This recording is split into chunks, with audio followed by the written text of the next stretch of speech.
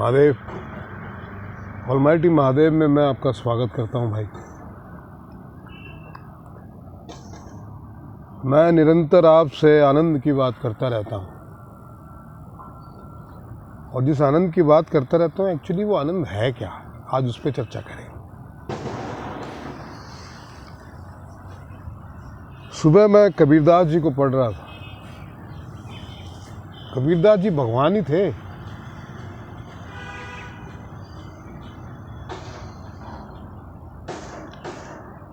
Actually भगवान क्या है? आनंद ही भगवान है। और आनंद क्या है और वो कहाँ मिलता है?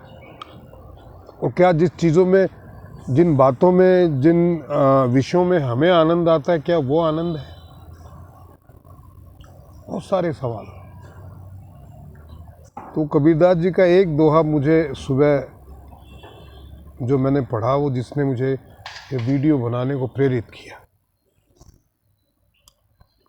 कस्तूरी कुंडल बसे मृग ढूंढे बनमाए। जब हिरण, मृग अपनी कामुकता में आता है तो उसकी नाभि से एक विशेष प्रकार की सुगंध उठने लगती है। दरअसल ये विधि का विधान है, नियति का विधान है कि उस सुगंध से जो हिरनियाँ आकर्षित होती हैं, अट्रैक्ट होती हैं, और फिर वो जो है हिरण और हिरनी का सत्संग होता है। तो उसके लिए उसकी नाभि से वो सुगंध निकलती है जिसकी खुशबू से हिरणी अट्रैक्ट होती है। बट क्या सिर्फ हिरणी अट्रैक्ट होती है? ऐसा नहीं है। वो स्वयं भी उससे अट्रैक्ट होता है। वो सुगंध को अपने नासाग्रहों में महसूस करके वो उसे ढूंढने लगता है। जंगल जंगल ढूंढता है वो, और वो जहाँ जाता है वो सुगंध उसे वहाँ मिलती है, क्योंकि वो उसके स्वयं के अंदर से होती है। और वो उस मादकता में, उस सुगंध की मादकता में इतना मदमस्त हो जाता है, पागलपन की हद तक पहुँच जाता है। वो उसके जंगलों में भटकते भटकते उसका शरीर छिल जाता है, पर वो ढूंढता रहता है फिर भी। तो कबीरदास जी ने हिरण के संबंध में ये बात नहीं कही थी। ये बात कबीरदास जी ने हमारे संबंध में कही थी। होता क्या है कि हम आनंद को ढूंढते हैं बाहर। वो कभी हमें खाने की शक्ल में मिल जाता है, अच्छा भोजन मिल गया तो बड़ा आनंद आया। कभी सेक्स की शक्ल में मिल जाता है, ओहो संभोग में बड़ा आनंद है। कुछ लोगों को पैसे कमाने का नशा है, उसमें आनंद आता है। बट क्या वो आनंद है? स्त्री की तरफ, स्त्री पुरुष की तरफ आकर्षित होती है, पुरुष स्त्री की तरफ आकर्षित होता है, आनंद की अनुभूति होती है।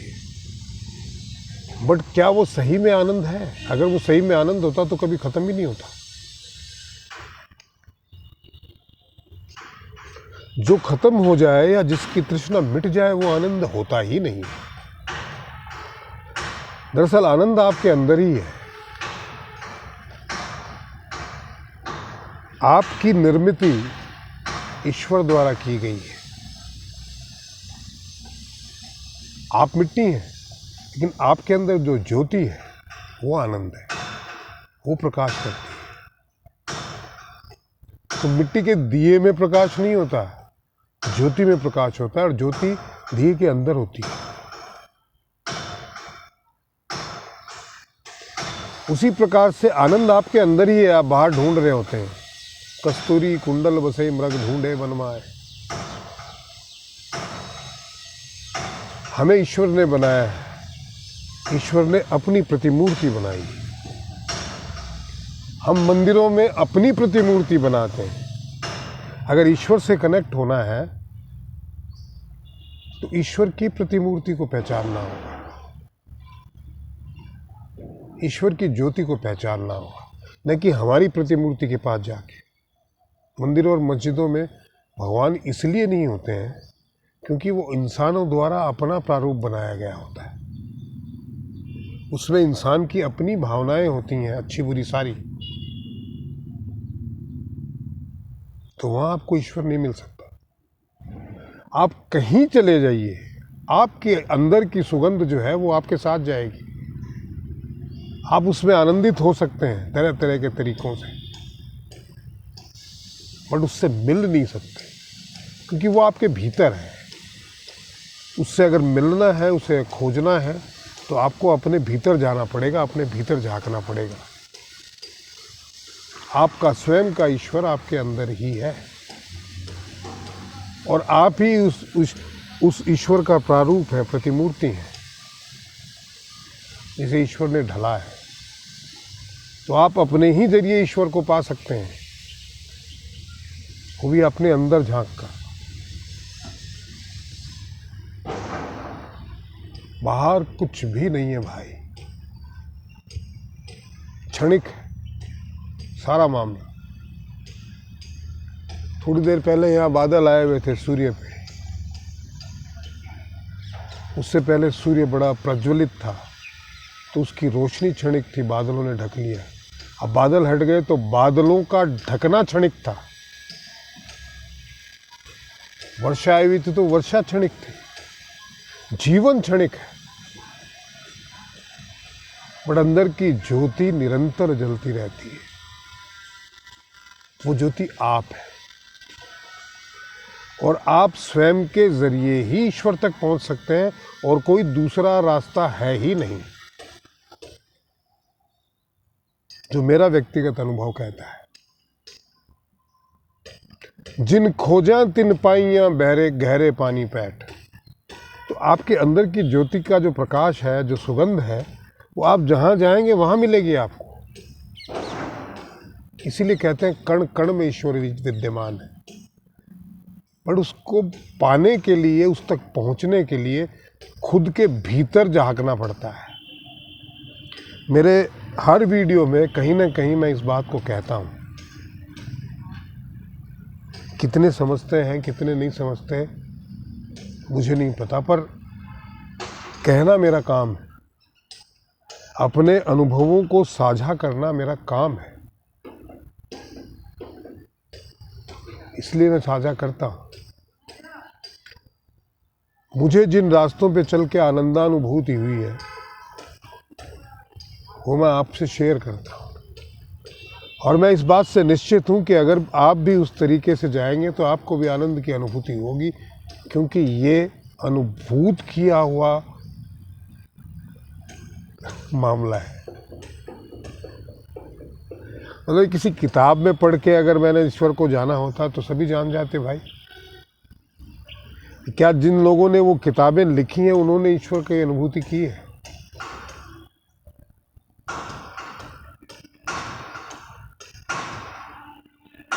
इसके लिए प्रमाण की आवश्यकता नहीं है।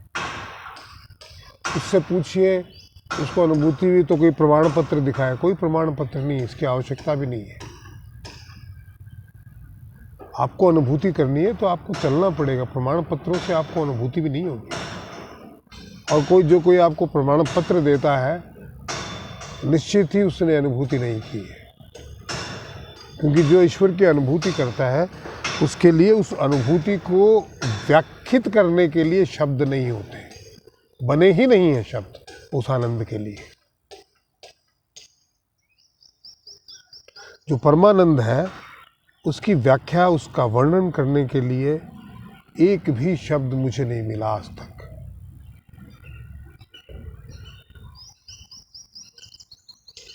बहुत लोग बोलते हैं कि पूजा पाठ, धर्म कर्म, दान पुण्य,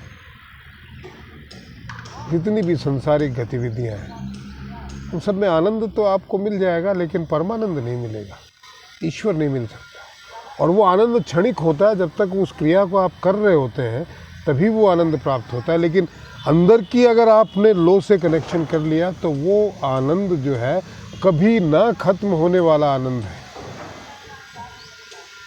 मैं ये कहूँ कि मेरे पास आ जाइए या किसी और के पास चले जाइए या कहीं मंदिरों में चले जाइए, वहाँ आपको ईश्वर की अनुभूति हो जाएगी, नहीं होगी, क्योंकि ये मंदिर हमने बनाए हैं। 400 साल पहले तक शिव के अलावा किसी का मंदिर होता ही नहीं था। और शिव का जो चिन्ह है, जैसे शिवलिंग बोलते हैं, वो ब्रह्मांड का स्वरूप है। और आपको ये जान के आश्चर्य होगा कि शिव जी के मंदिर में कभी पूजा होती ही नहीं। आजकल तो शादियां कराने लग गए। मैं उनके इस ज्ञान से बहुत विस्मित हूँ।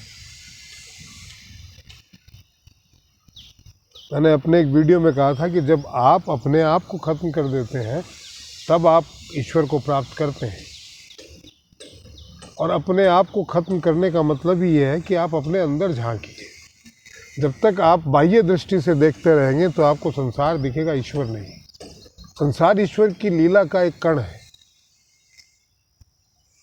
क्योंकि ये जो दृष्टि आपको मिली है इसकी सीमाएं हैं, ये सीमित देख सकती है। लेकिन जो आपकी भीतरी दृष्टि है उसकी कोई सीमा नहीं, उसमें अनंत आकाश को आप देख सकते हैं, अनंत ब्रह्मांड को देख सकते हैं। आप उसकी अनुभूति कर सकते हैं, आप ईश्वर की अनुभूति कर सकते हैं।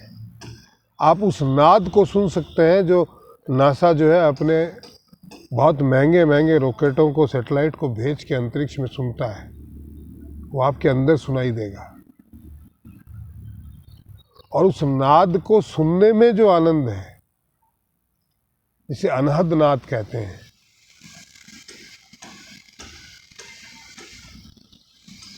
मैं किसी से कह रहा था कि वो बोला सर गुरुजी मैं अकेला महसूस करता हूँ, और वो संगीत से जुड़ा हुआ व्यक्ति था, वो बच्चा जो है।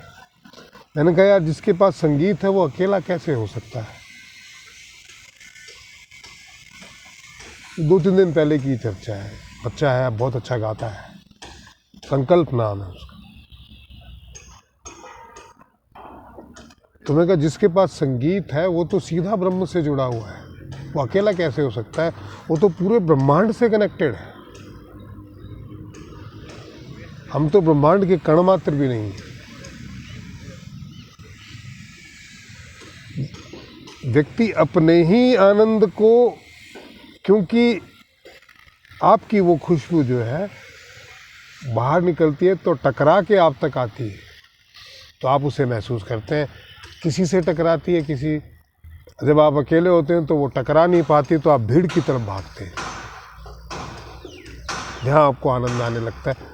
आता अपनी ही खुशबू से आनंद है, उस मृग की भांति जो जंगल में भटकता रहता है अपनी खुशबू के आनंद में वशीभूत होकर। बट आपको लगता है कि यहाँ इनकी खुशबू है और इसमें आनंद है, ऐसा है नहीं।